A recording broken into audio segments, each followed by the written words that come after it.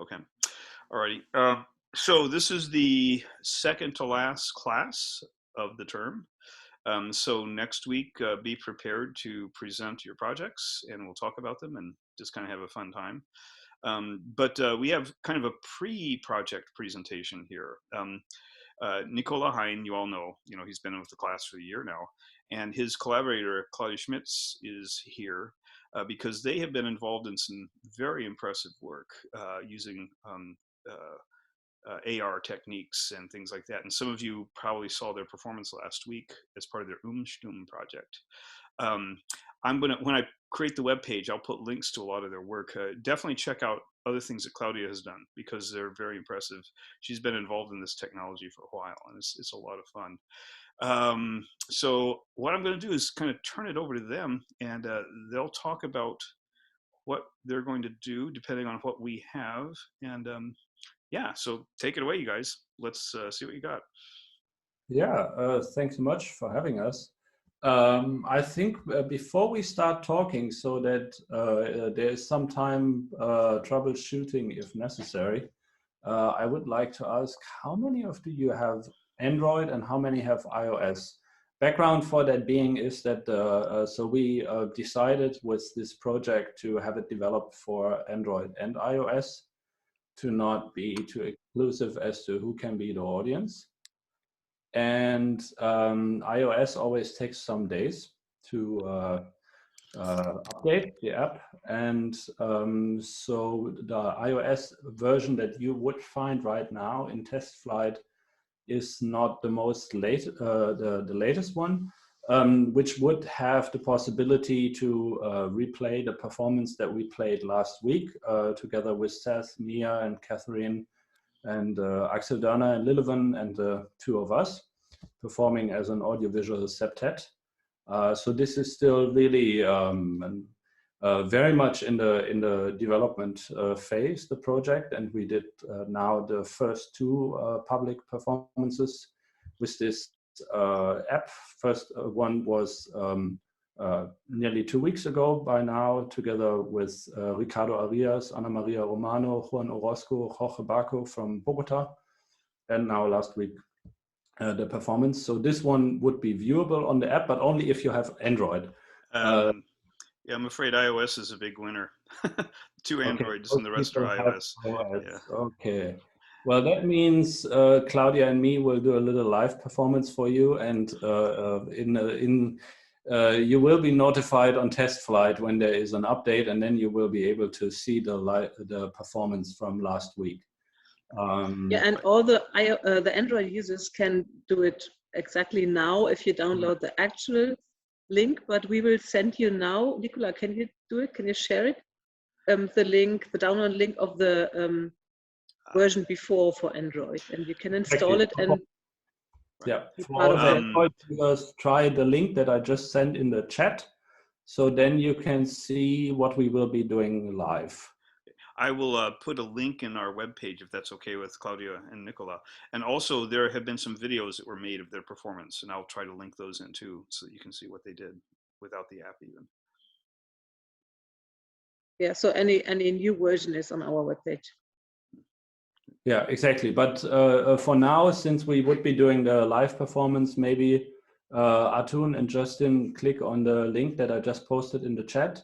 Reason for that is that really the app is still in the process and developing, and so when we implemented the function for replay, that meant that the live viewing would be working differently. So to make it easier, just download this version. With this, you will immediately be able to view the live performance.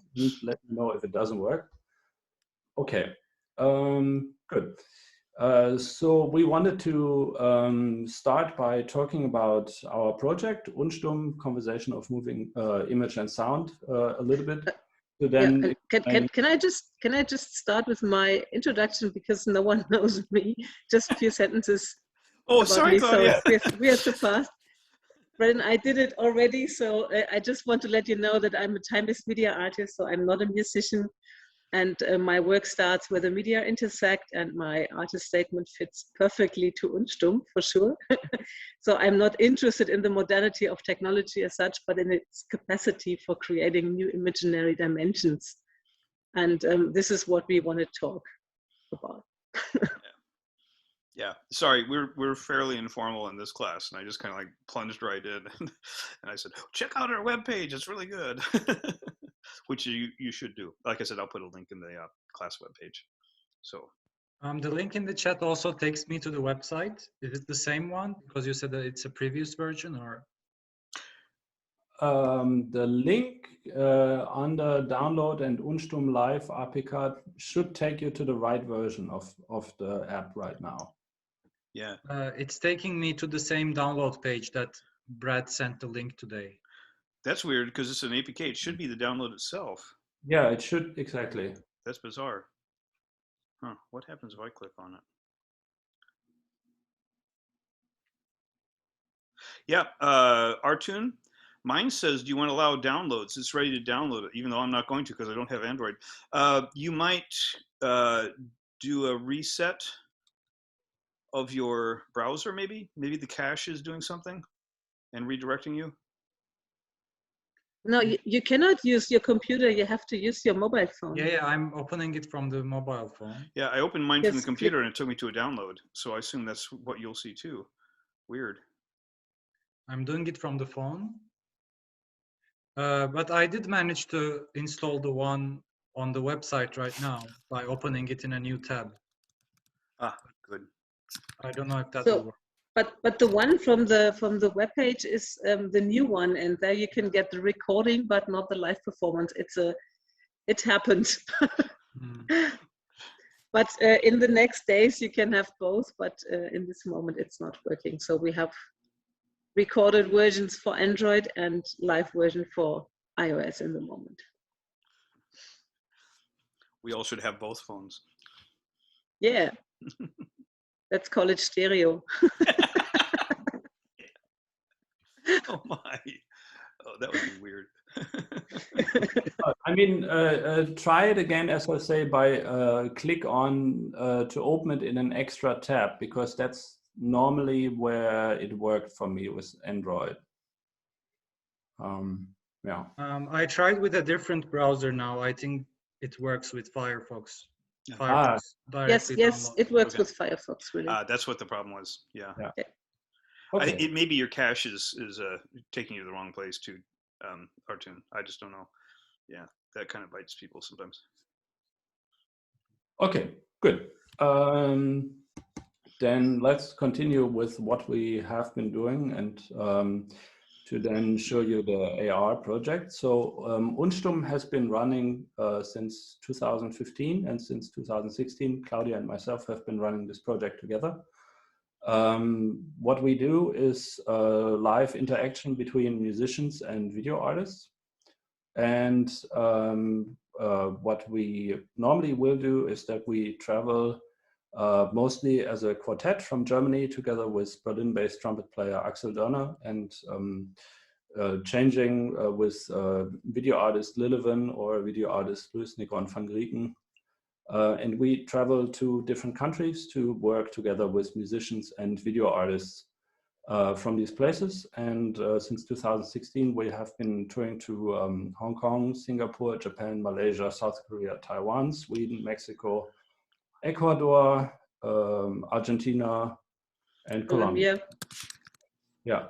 And so normally our process will look like having a rehearsal period in the beginning of a tour that we do in a country, and really try to work on developing a sort of egalitarian exchange between moving image and sound that very much works around the idea of not having music and video run in parallel, but really on the same level, in the sense that really the one-to-one exchange between both layers plays a very central role for what we do.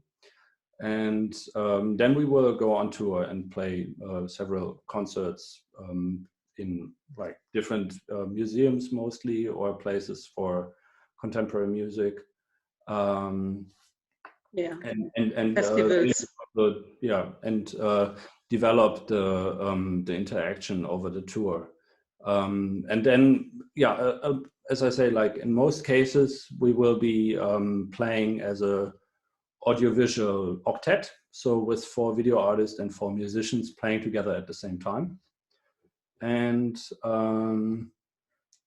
this is very much based also around the idea of working with space, discovering space, and creating space, because every place that we go, we will build up, come together in a place, and then it's really the question, okay, how do we make this space our own? How do we work as an octet with this space? Where do you place the video, and so forth and so forth? So it's really revolves around the idea of in some sense, not taking a space as it is, but really defining the space as we want to use it.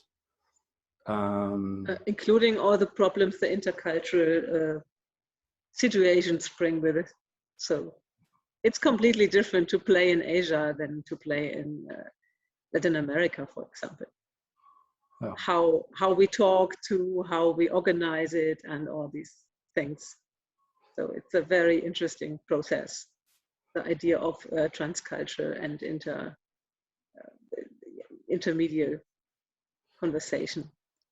Could you tell me a bit more about that? I mean, what kind of differences did you find, and what did you do differently in these places? Or is that taking us too far off track? Simply, no, I can just let you know, because I had also a lot of residences, for example, in South Korea.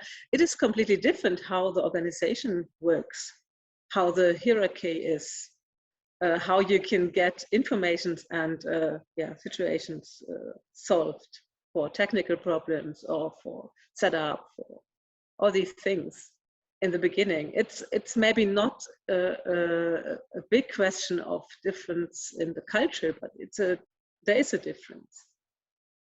And this you have to learn, or you have to be aware of it, and you have to be careful. Yeah. So because I lived in Tokyo for a while. Nina's heard my terrible Japanese attempts sometimes, but yeah, there are some real differences that are interesting. Definitely part of that project is also exploring the differences in cultures of improvised music and improvised video art. I think that's also really a big interest of this.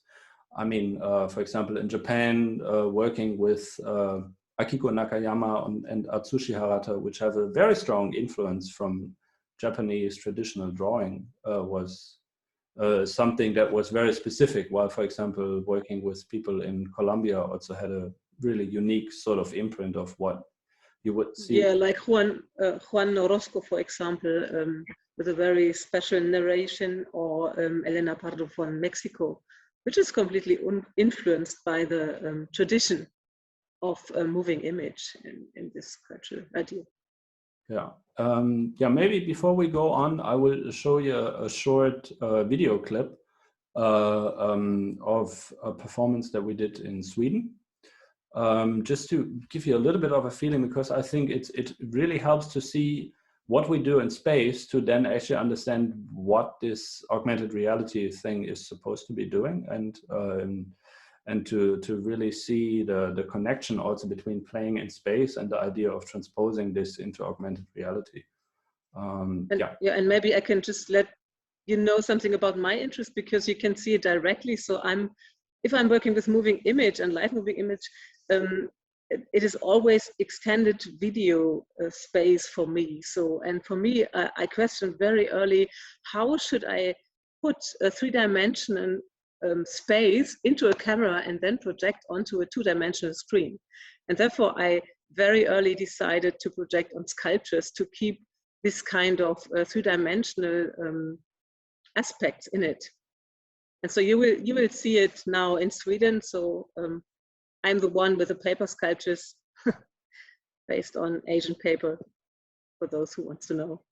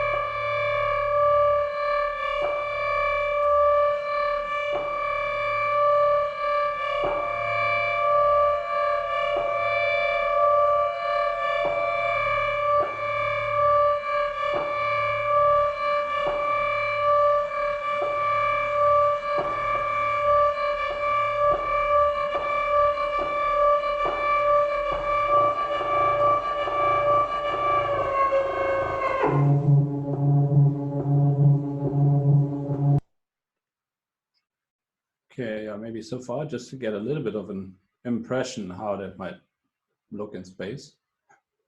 Yeah, maybe Claudia, do you want to say a little bit about the video interaction to lead us to the idea of how we approach augmented reality?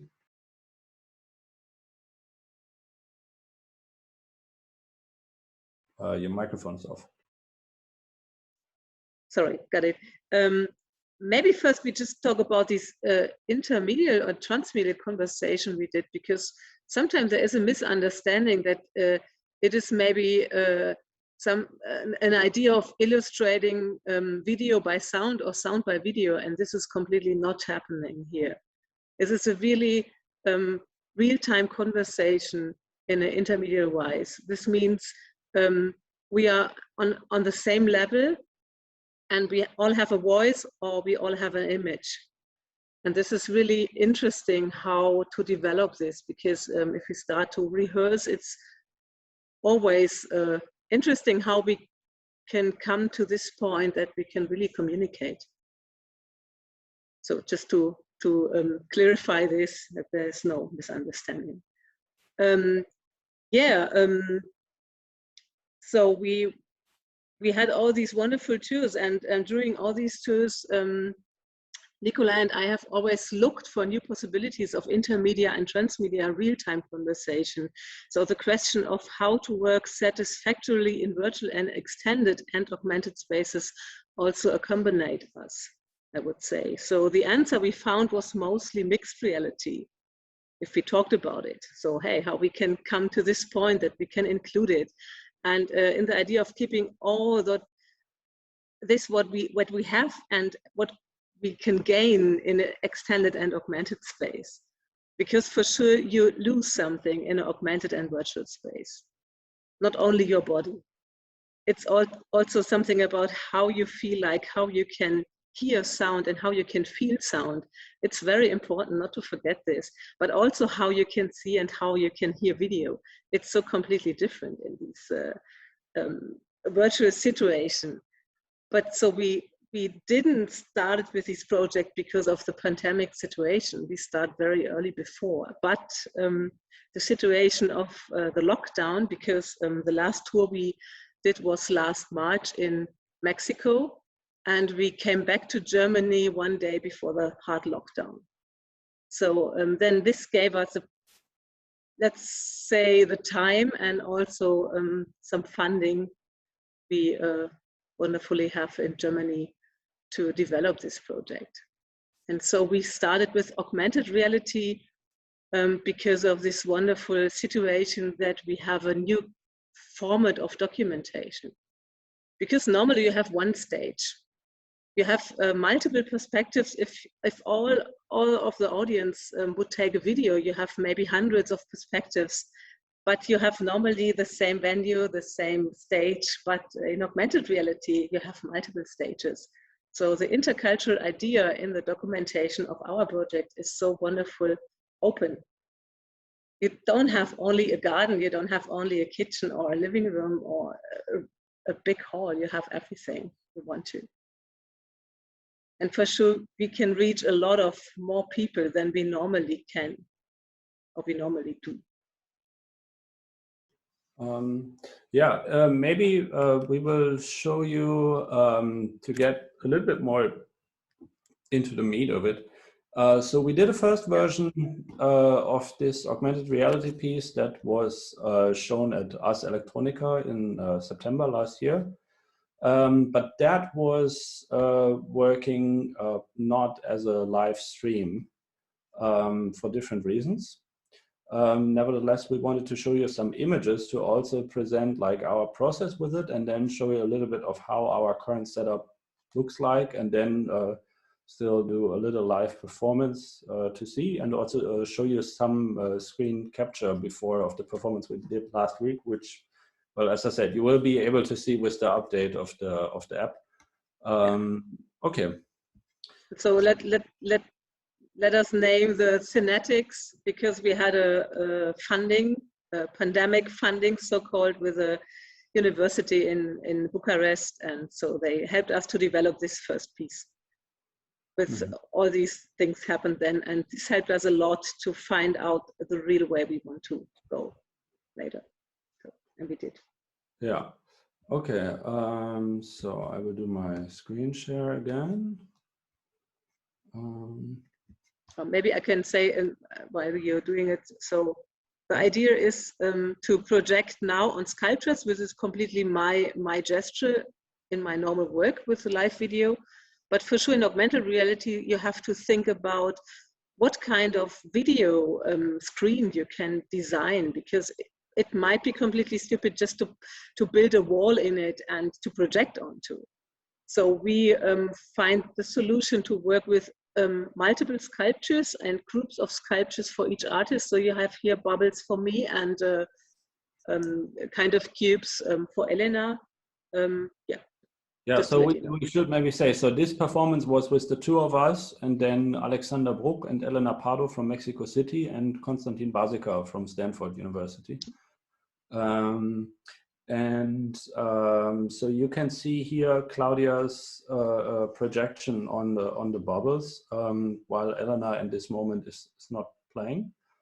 Some more. Yeah, and I'm drawing on a turntable. So I'm working with images on a turntable, rotating turntable, and live drawings in this moment. So this is basically running the performance. So you could go into the app, which was only an iOS app, and play the performance. And of course, do that in any situation, wherever you are, and send us some images back if you wanted. So this is what you see here in different situations. Yeah, this was Stanford, isn't it? University. Yeah, that was the campus. Exactly. And here, so that was the download. Okay. Oh yeah, this is, you can see the app screening the ground. So this is over a river in Spreewald, close to Berlin. Okay. So that's sort of was the first stage. So what we achieved was to have our session recorded and then imported and have it played as an augmented reality piece. It's actually still online. You can still watch it, but it's not live streaming. And so that was our aim, but our first step was really to do a live performance and then to import it. Okay. But during this process, we learned a lot of the problems of Unity, for example, because for live streaming, it's not really working. And so, yeah, we find it out there and decided something new. Yeah, and definitely, so the solution that we found was really, in some sense, like really working with very basic programming components, which certainly has the advantage that the battery life is way longer for the smartphone. I mean, the experience with this piece was that even with an iPhone 10, which at that time last summer was still the second newest iPhone around, you couldn't really watch the whole performance because the battery would die on you before. But that's possible now. So now you can watch the whole performance and the battery won't die on you, which I think is a very important concern, because you don't want most of the audience fall out of a 40-minute performance halfway through because the battery is out. So that's definitely an important concern there. Yeah, and I think so. We can use not so fast internet connections now also for seeing our recorded version and also live version. It's pretty much better now.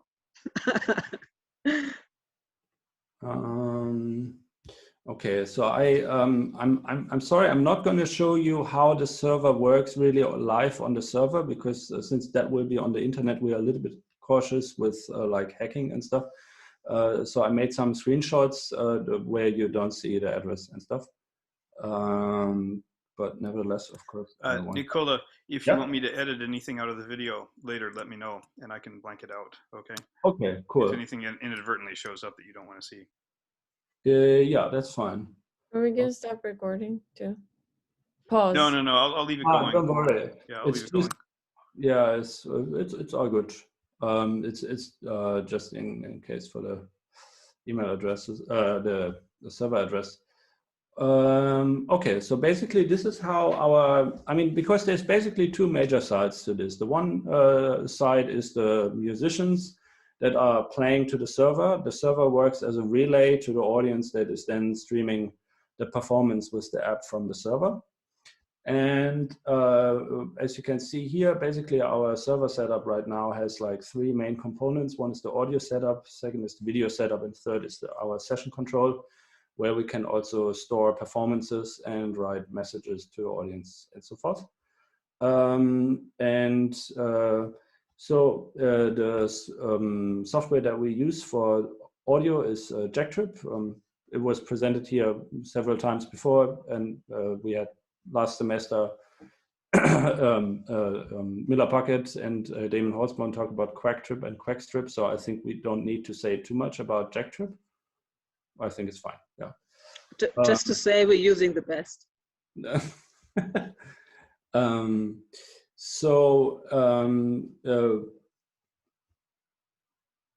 Yeah, what you can see here is basically the possibility to create RTMP streams, which is so we use these RTMP streams as the data packages which are routed to the app and also as virtual speakers, and are able to route the incoming audio. So here it says Nicola receive, so that's my incoming audio, and route that to the RTMP streams. So here client 0, 1, 2, 3, and this is the RTMP streams that will appear in the app.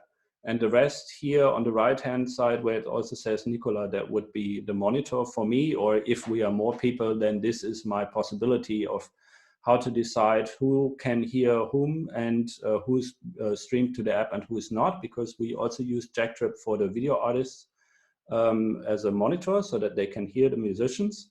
But of course, we don't want the microphone sound of video artists, unless this is a conscious choice, to be necessarily streamed into the app. Hence, we have the possibility to select where does the audio go. And of course, also to select whether you want to monitor yourself through Jacktrip or not. For example, I really like when I play like this, monitor myself through the internet and only hear myself over the internet. so that I have a more precise perception of what's really going on. But of course, if I would be playing an instrument that has a very loud acoustic sound, then I would have a constant delay. So that monitoring option is out. Yes, so and here you can see basically I can position the RTMP streams here on XYZ axis. It works in meters basically. And so because the idea for us was, so normally when we play live, we work with mostly quad setups, and we wanted to be able to reproduce that sort of quad setup in augmented reality. And yeah, we will say a little bit more about this, but that's sort of how it roughly looks. Here you can see, so then the other element, maybe Claudia, you want to say something about the video streaming? Oh yeah, just very fast, because I will do it later again. So here you can upload the 3D models. So you choose it here and submit it, and then it's here like sphere flat, for example, where you have positions. You can arrange it in the augmented reality, and here you can put the stream name in it from the video artist and connect it together. So basically, the video artists, they're using OBS for streaming their video material to the 3D objects. And the streaming key in OBS is used to be able to route the video stream of one video artist to one specific object or to a group of different objects. Exactly. This is the session control view. So you see here at the bottom, this is the recorded session from last week. The message to the audience, which we felt after the first performance, we really thought, man, we need this because we were a little bit late with the sound check and started a little bit after time. And of course, in that situation, you think like, man, we cannot communicate with the audience at all. So we really need a chat function to be able to tell people we are starting later, because normally you could do this, but we were in the situation of finding out that we weren't, and we weren't on time. So we implemented that. Exactly, and here, so this is basically the back end of the server, which works as a node media server. We will say a little bit more about that later. Okay, but this is sort of, and here you can see the incoming video stream from Claudia's OBS. Yeah, but this is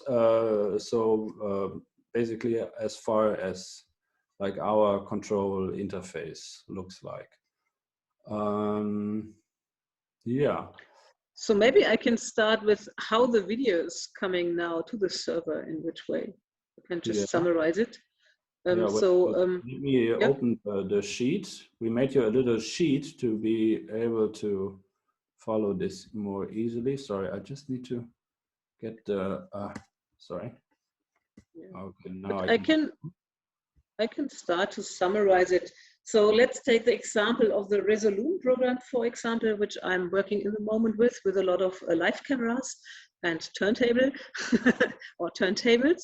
So in Resolume, the video layers are merged to one for sure, and one is going out of the computer. And this video, the moving images in RGB are now translated pixel by pixel as a screencast into the video codec H.264. This is the video codec of the MPEG-4 format, because MPEG-4 also contains audio and other informations in addition to video. So it's more concrete to say H.264. And this is done by OBS, which is a wonderful and very simple program, I find, and with less of performance.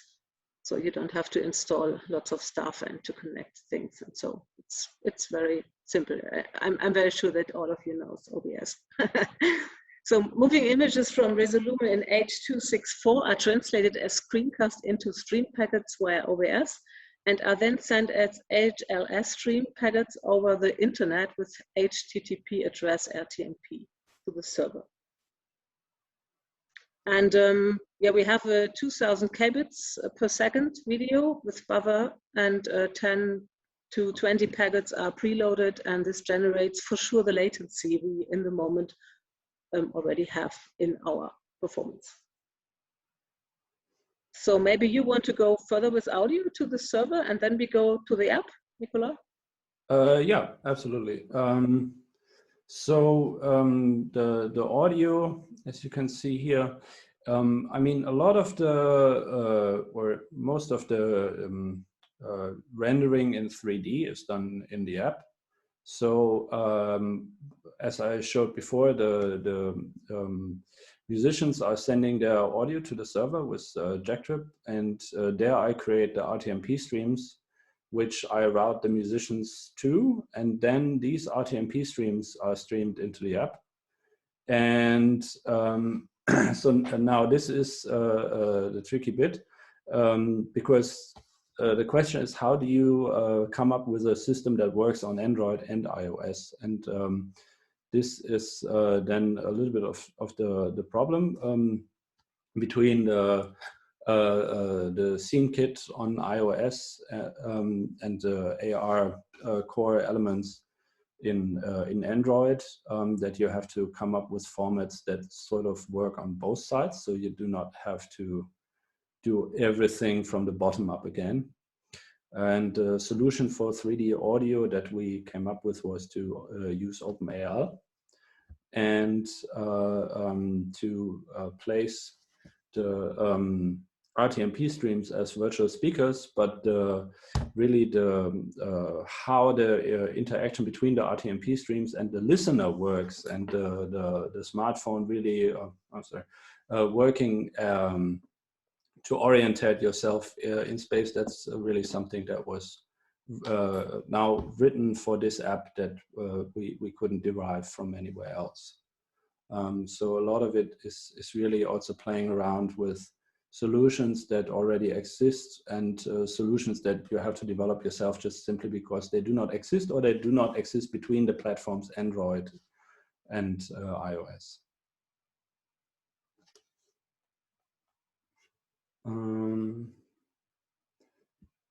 Yeah. Yeah. Should I say something about the objects, maybe? Yeah. So in using three-dimensional objects, it means so we used the possibilities iOS and Android gave us via the iOS AV player and SceneForm, and Android Media Player and SceneKit, as Nicola already said. So current, it works as followed. Though the app asks the server if a model is available, then it is downloaded and cached. Background of not integrating the objects into the app is that we can load models in real time and also exchange them. Because if you include it into the app, then it's very easy. And I will say later something about it, because there is a problem of Android, which is not working in this direction, and we had to solve it by hand. So for the models, we choose the format FBX because it can contain geometries and animations. And the limitation with Android is the following. The Android format can read FBX, but not if it comes from the server, but only from the phone. So if you integrate models in your app, it would be easier, but you cannot change in the same way I talked before. And we have different augmented stages we want to use. And so this was the easiest way to use FBX. So we recode for Android to GLTF, so-called Graphic Language Transmission Format, to make it readable and playable for Android Media Player and SceneKit. So you see, we had sometimes problems on the iOS side, like OpenAL, and on the Android side, for example, here. So it was not so easy to solve all these problems, but maybe we should name one very important person here, Sven Hane, who is the one who can speak all these languages. Let's call it like this. So the objects themselves are created in Blender and receive the appropriated UV filters, and the surfaces are smoothed. So it's very simple. Yeah, sorry. Yeah, sorry, Claudia. I want to make sure that I understand how you're sort of compositing these things. So basically, you create these FBX models in Blender, and you download them onto the phones. And then does the phone receive your video and then the phone constructs the mapping onto the objects? Yes. The mapping happens on the phone. And basically every time you start the app, it downloads the models again. I mean, by now we are also at a point where we can actually from our server restart the app on everybody's phone. Wow. So we can also exchange the model and then from our side, like hard restart the app on everybody's phone. But I mean, we didn't really go so far as to try like what happens if we do this in a live performance and change the models every 5 minutes. But I guess we will get there at some point. For now, really, mostly what we do is to prepare. I mean, mostly we played 2 performances so far with this, but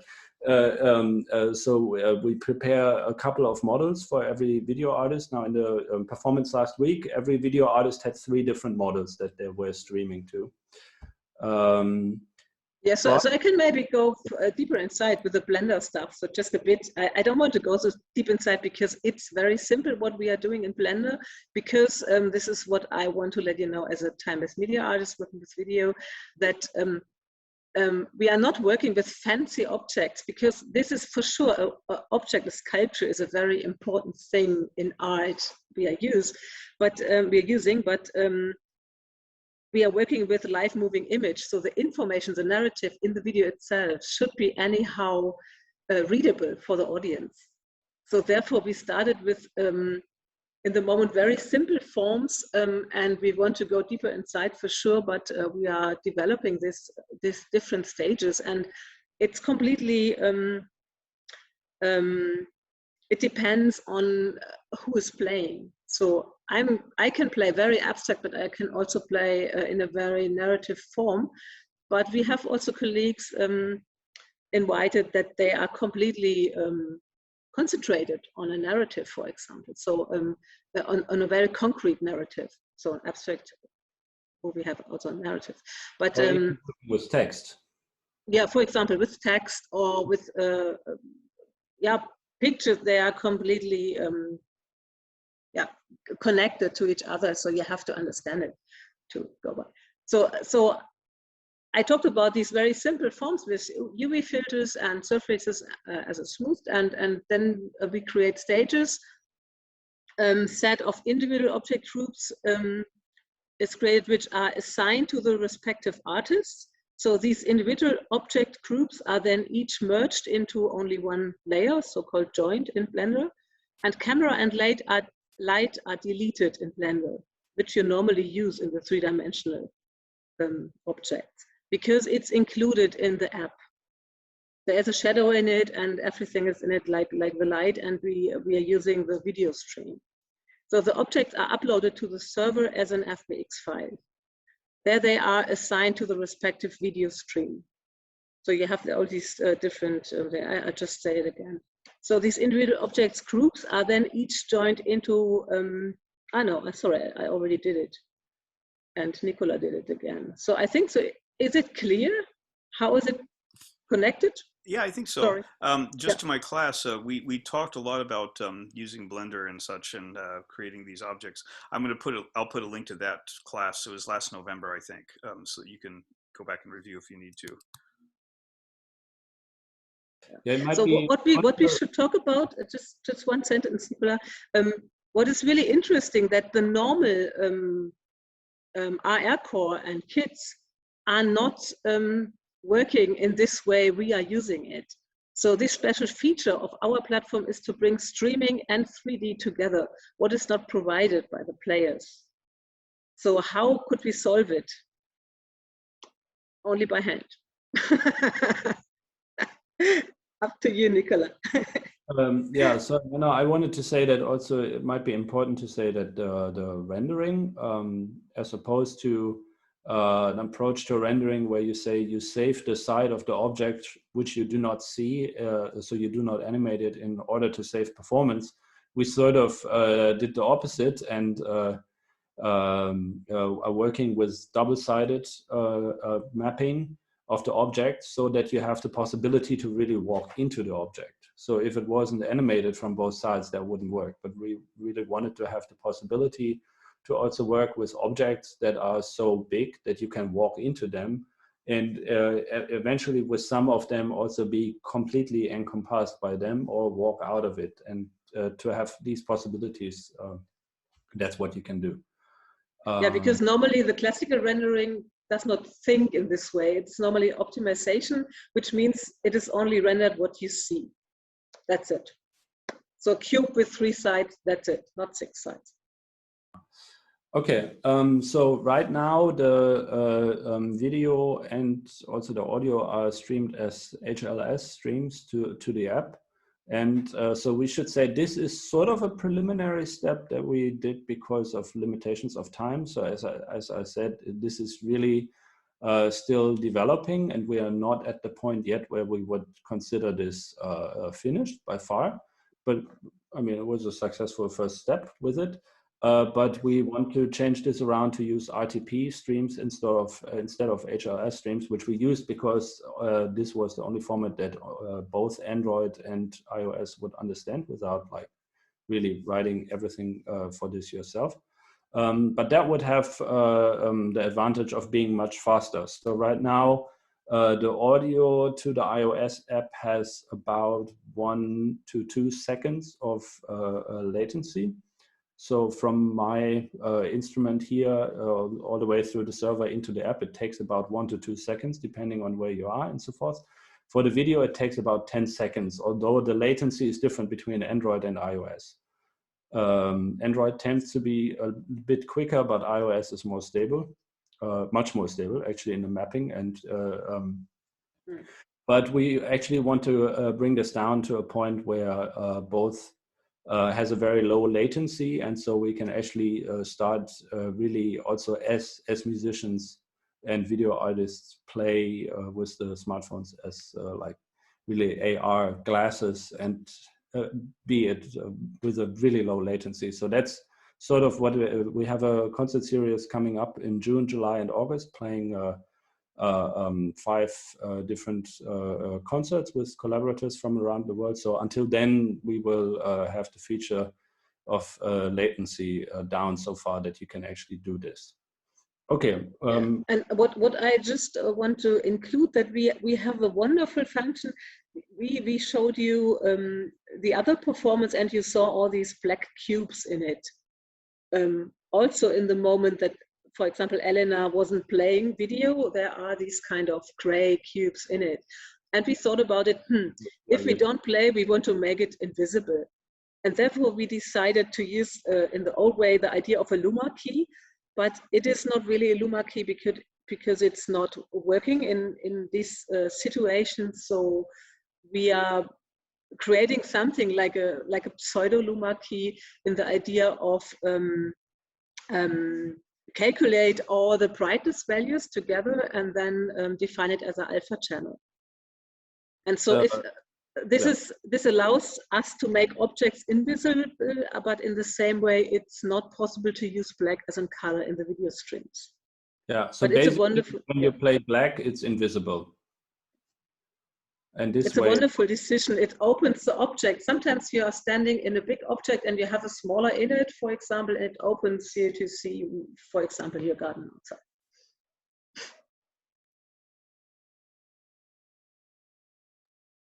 Yeah, I think maybe, I don't know, is there any questions about this so far? Because otherwise I would say we show you some screencasts from the performance last week, and then we will still do a little live performance and see how much that works on your end.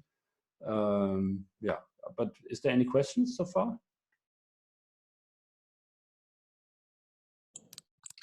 I think people want to see it first. Oh, sorry, go ahead.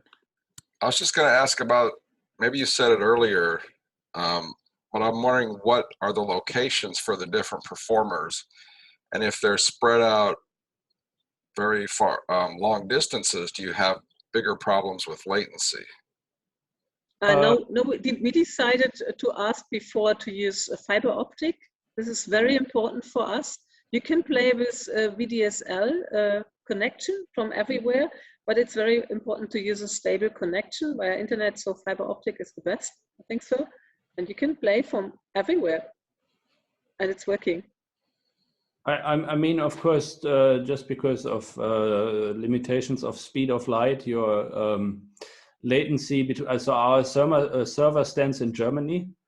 So of course, in some sense, we have the best latency, very egoistically, but still, with someone playing with us from New York or from Tokyo or from anywhere, this is not really an issue. I think yeah, we played with Mexico. It was working. Yeah, the problem would probably be packet retransmissions, you know, from various routers in different countries and things like that. I saw you have the possibility of going with UDP. That would essentially solve that, but you start getting dropouts in some of your packets. So yeah, I mean that's of course the trade-off, that we have to see how far that it can be pushed with the app that will most likely be run on phones that are connected with Wi-Fi. That, yeah, we will see. yeah, people don't realize, like here, you know, I have gigabit internet coming to my house, but I'm using Wi-Fi, which just, you know, cuts it down by an order of magnitude, you know, to my actual laptop. So yeah.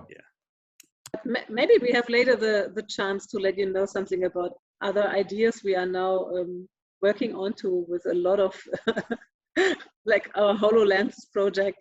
Would be fun to discuss this point we talked about now, about Wi-Fi and whatever. Okay. I'd like to see some of your stuff though. This would be great. Yeah. Yeah. Okay. So yeah, first we will show you 2 clips from last week's performance. Yeah.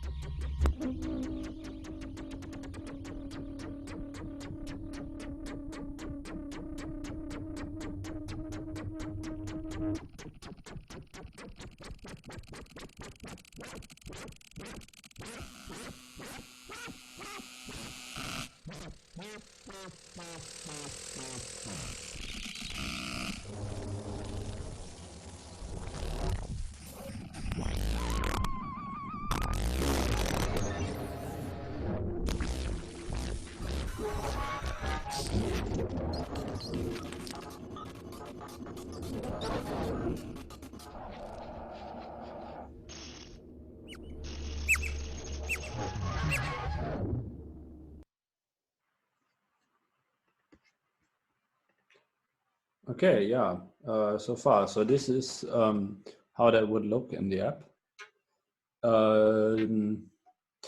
Yeah, let's try and see how far we are going with that now.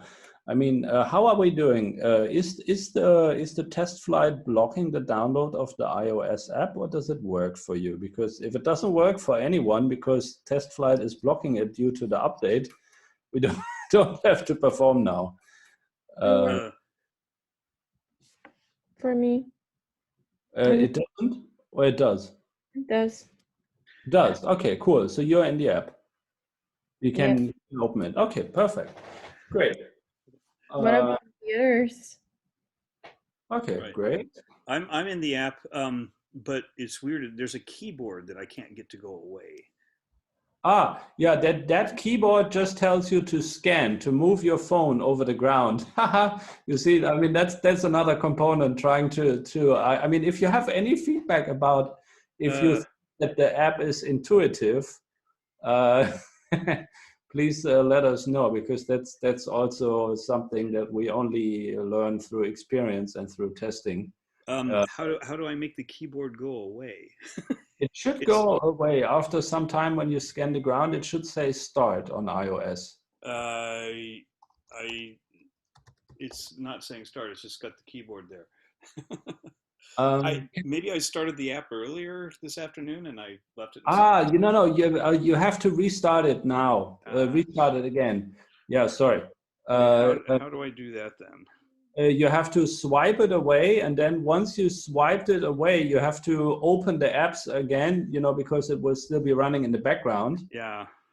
And then swipe it up so that it's really stopped, because otherwise it's still running in the background. And Claudia, by the way, I think you have to upload your models again, because the server was restarting at 12 o'clock. Nicole, I can't swipe my app away. That's funny. That should normally work. It says your own phone call in your phone. Oh, look, there's a bunch of emojis. No, I can't get them to go away either.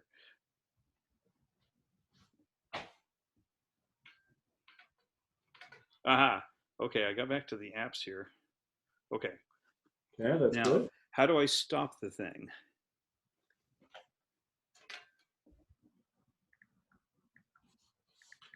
Okay. So if you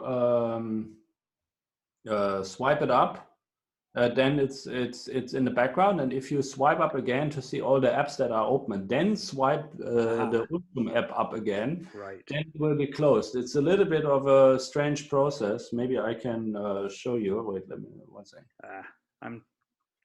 My swiping is just like a problem area here. Can't swipe it up. Also part of the technique. Okay, so if you have the app here, then you need to you scan the ground. Okay. And you should see a cross probably.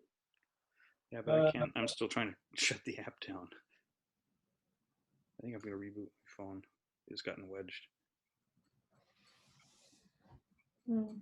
So maybe I can just let something. How many Android users we have now? 2, isn't it? Oh, nice, Claudia. I can see your object in the app. Yeah, me too. I can see it now. Just to, I just want to let you know if there are any problems for Android users, please restart the app during our performance. Exactly. It could happen that if you are turning very fast around, then it's not working for the core elements. Yeah. So it's not our fault. Sorry. Okay. Android is less stable than iOS, unfortunately. So I included now a video stream, a very simple one, and object that you can test it. It should work now. And maybe, Nicola, you can give us something like a noise. I'm playing. You don't get my sound? Okay. Now I get it. It was too silent because my phone is very, very silent. I'm still rebooting my phone. Here we go. Okay, someone is seeing my guitar, so that's already good. Yeah, so for anyone that doesn't work right now, I wait. I can try to press the restart button for your phones here on the server. But if it still doesn't work, just close the app. So if you have the app here, you swipe up, and then you have to swipe up again, and there you see the app, and then swipe up yet again, and then it's really closed. Okay, here we go. We will still implement a proper shutdown button, but give us some few weeks, then this is really there. Okay, so if you've restarted the app now, you should be hearing a guitar. Oh, Can you see the object, Brett? I see. Yeah. I'm hearing your guitar and I'm seeing Claudia's stuff. Oh, this is Very so good. cool. So this is working. This is great.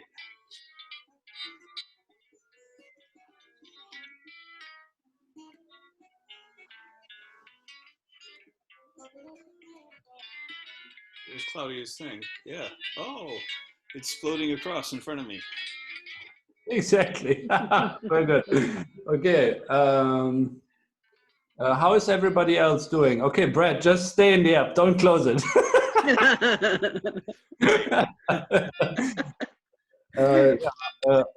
Can you? Okay, so it seems I don't know. Is the rest getting something? If you don't get it, sometimes there is an error when starting. I suggest just restart the app on your end. Okay, Alessandra has it. Great. Okay, well then.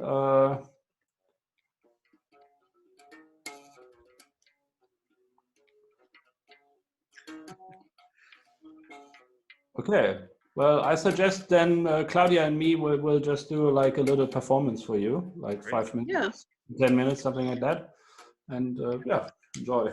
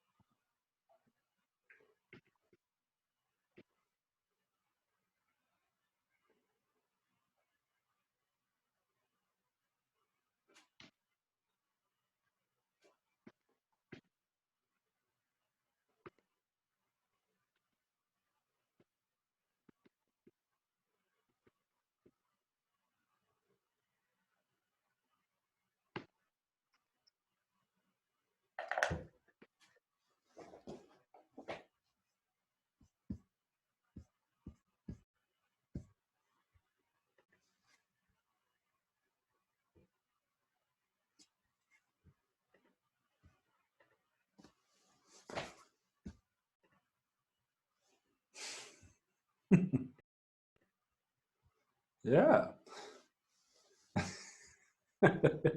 So this is how About It works.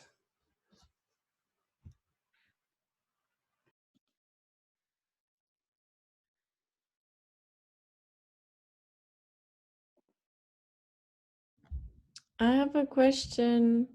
So last week when you collaborated with Seth and Mia, was it always like, do you have like a system for improvising, or do you have one for this particular app? Like, how did you solve it? Or was it that everybody had their turn with making some sounds for the visuals? Just wondering, what was your system? No, there is no rule. I mean, the only rule is that the musicians should keep in mind that they can play silence, and also all together can play silence, and that the video image is perfectly sustainable on itself, because that's, I think, the biggest danger is that always some musicians feel the need to constantly make sound. And really, I mean, I can say that my experience is that in touring with this project, normally video artists are more confident in choosing to play silence than musicians. So I think that is maybe the central rule. Other than that, there is no rules. Yeah. It's kind of too bad. I wish I could have seen other people's screens, although that would just totally hose your bandwidth.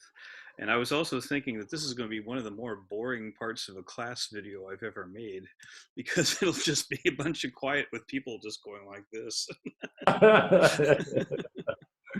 It was kind of fun to look at the screen and see what people were doing. Not embarrassing. I took a screen video. Oh, did you? Great. Cool. My bed is on it, and my clothes, and my cat is there. So yeah. My cat share, made an please? appearance too.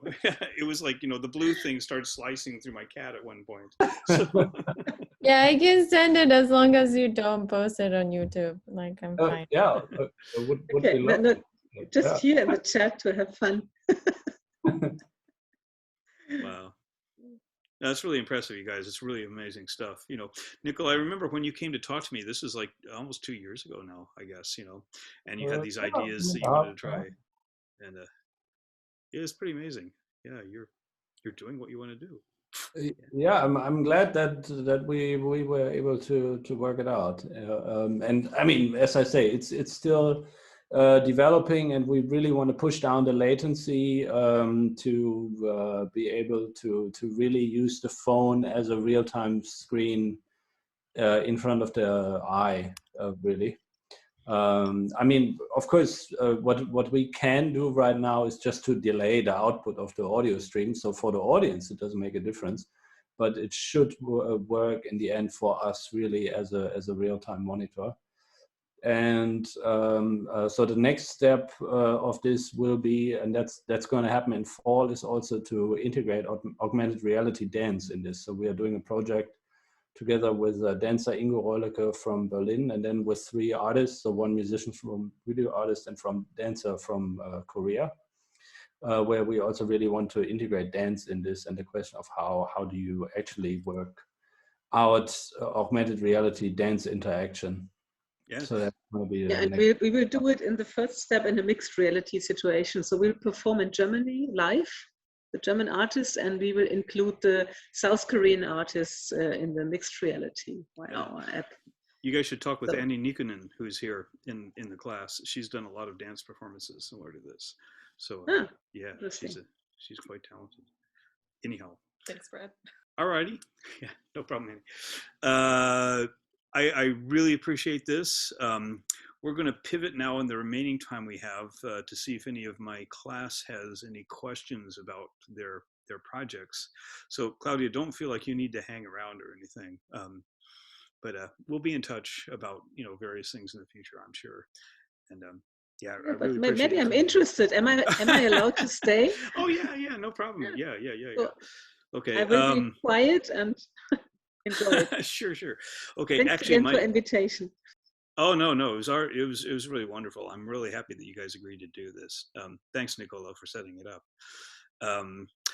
First question is from Max Gupta. Max, are you there? Yeah, what's up, Brad? How you doing? I was wondering if you were able to get the problem solved with, with the PD stuff. I was about to ask you. I wasn't sure when's a good time. But actually, no. Oh dear. Yeah. Okay. I was hoping to maybe troubleshoot that with you. Yeah, we might have to do it in a separate session. Let me I'll show, well, you probably followed my directions exactly, but I could do a screen share and show you what I do when I take it through. If you want. It's totally cool if you do it like afterwards as well. Okay. It's like probably very small in comparison to other people's things. Yeah. And I think it's probably pretty fixable. It's just, I'm sure it's just a question of some configuration that isn't working or something like that. Yeah, honestly, it's really stupid. Okay. It's just adopted my OS, so it does that. Okay. Alrighty. Drop me an email and let's set up maybe a Zoom time like tomorrow or Friday, and we can go through it. Okay. Yeah. Max unfortunately upgraded to Big Sur, which is just a problem area of an operating system.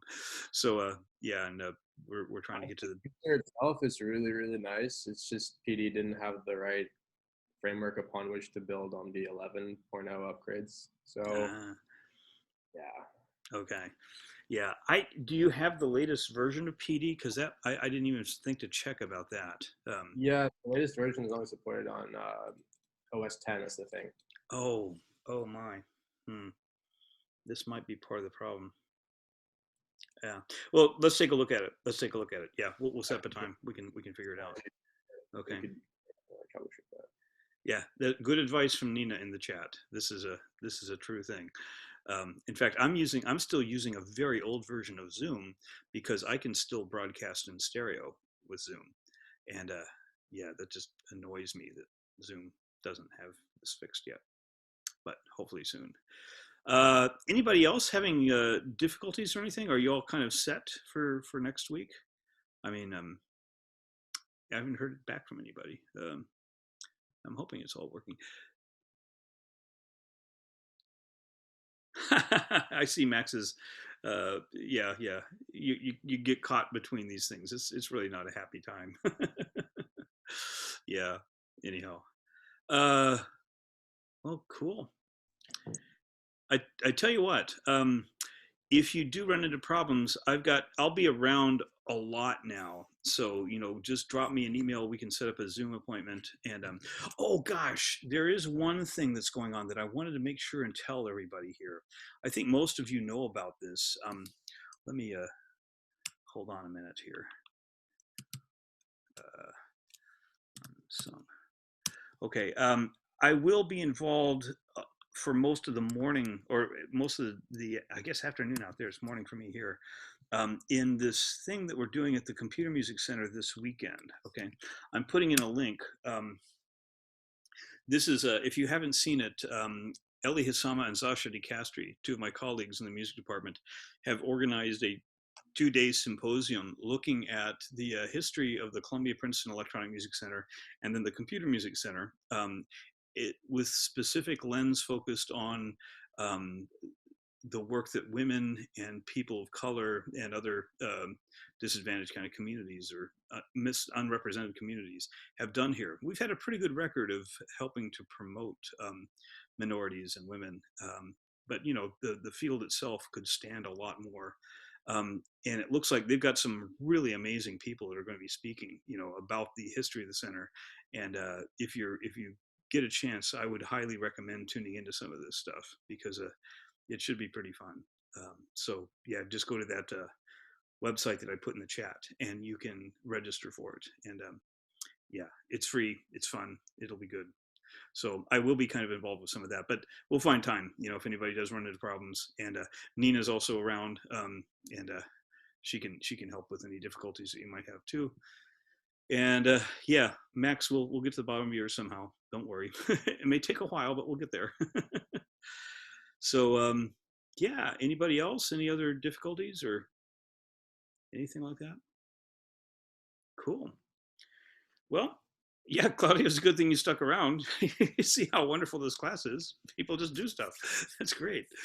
All righty, everybody. Well, I'm going to turn off the recording then, and we'll hang it up for now. Okay, there we go.